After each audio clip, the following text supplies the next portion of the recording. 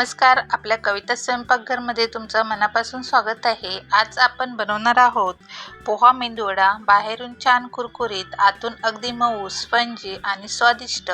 हा वडा बनवण्यासाठी उडीद डाळ भिजवण्याची गरज नाही, त्यामुळे कमी वेळात झटपट तयार होतो। पूर्ण रेसिपी व्हिडिओ नक्की पहा आणि नवीन असाल तर सबस्क्राईब करायला विसरू नका। चला तर मग सुरू करूया आपण पोहा वडा रेसिपीला। त्यासाठी आपल्याला पोहे लागणार आहेत। हे 2 वाटी मी पोहे घेतलेले आहेत, स्वच्छ साफ करून घेतले आहेत। आता हे 2 वेळा धुवून घ्यायचे आहेत।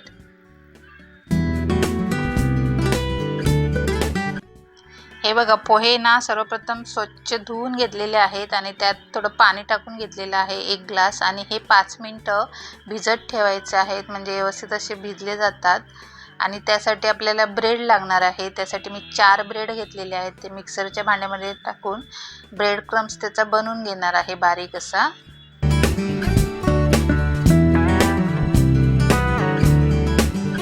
पोहे भिजत ठेवून ना 4 ते 5 मिनिटं झालेले आहेत। आता त्यातलं पाणी गाळून टाकायचं आहे आणि पोहे मी एका परातीमध्ये काढून घेतलेले आहेत। आणि त्यामध्ये मी मीडियम साईजचे 2 बारीक कांदे चिरून घेतलेले आहेत, ते टाकायचे आहेत। कढीपत्त्याची पानं 5 ते 6 मी बारीक अशी तोडून घेतलेली आहेत। जराशी कोथिंबीर बारीक चिरून घेतलेली आहे, ती टाकते। आणि 4 हिरव्या मिरच्या मी बारीक चिरून घेतलेल्या आहेत। मिरचीचं प्रमाण कमी जास्त तुम्ही करू शकता। आणि ब्रेड क्रम्स आपण मिक्सरला बारीक असा बनवून घेतलाय, तो टाकूया। ब्रेडमुळे मिश्रण व्यवस्थित एकत्र राहतं आणि वडे तुटत नाहीत। आतून वडे मऊ आणि स्पॉन्जी होतात। 1 चमचा लाल तिखट टाकलेला आहे। चवीपुरतं मीठ टाकायचं आहे 1 चमचा। 1 चमचा जिरा टाकलेला आहे। बेकिंग सोडा जरासा टाकायचा आहे एकदम। आणि तांदळाचं पीठ 2 चमचे टाकलेलं आहे।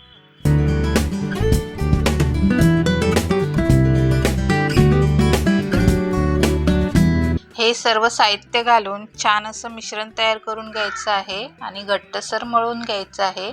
यामध्ये पाण्याचा वापर मी बिलकुल सुद्धा केलेला नाही आहे। हे बघा, घट्टसर असं मळून घेतलेलं आहे। आता हे 10 मिनिटं झाकून ठेवून द्यायचं आहे आणि तोपर्यंत आपण त्यासोबत खाण्यासाठी चटणीची तयारी करूया।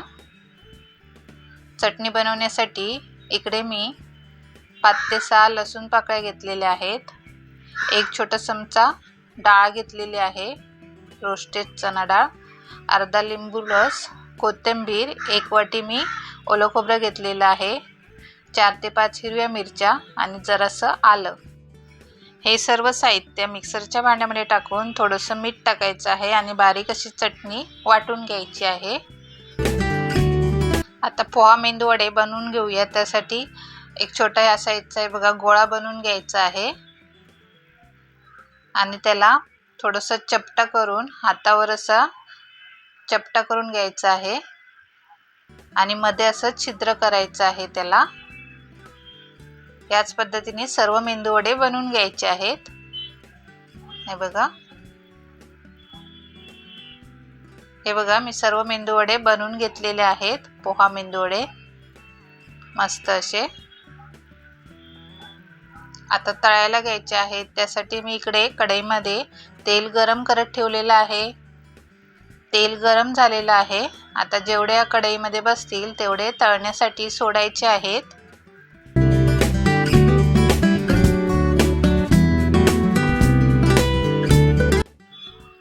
याला लगेच परतायचे नाही आहेत, 2 ते 3 मिनिटं एका साईडने व्यवस्थित असे तळून घ्यायचे आहेत।